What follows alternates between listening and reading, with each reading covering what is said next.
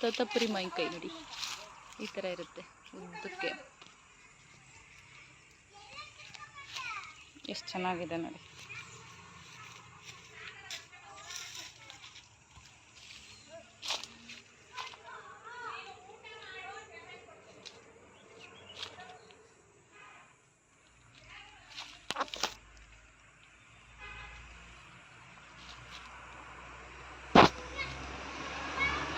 ತೋತಾಪುರಿ ಹೇಗೆ ಗೊತ್ತಾಗುತ್ತೆ ಅಂದರೆ ಈ ಥರ ಮೂತಿ ಸ್ವಲ್ಪ ಗಿಣಿ ಥರ ಇರುತ್ತೆ. ಇಲ್ಲಿ ನೋಡಿ ತೋರಿಸ್ತೀನಿ ನಾನು.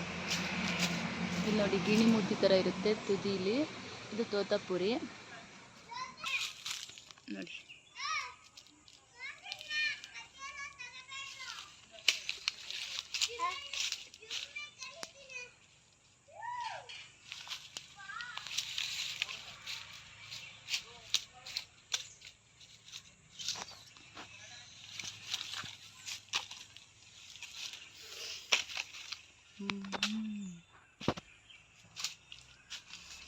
ಮೇಲೆಲ್ಲ ತುಂಬ ಇದೆ ಬಟ್ ಸರಿಯಾಗಿ ಕಾಣಿಸಲ್ಲ ಅದು.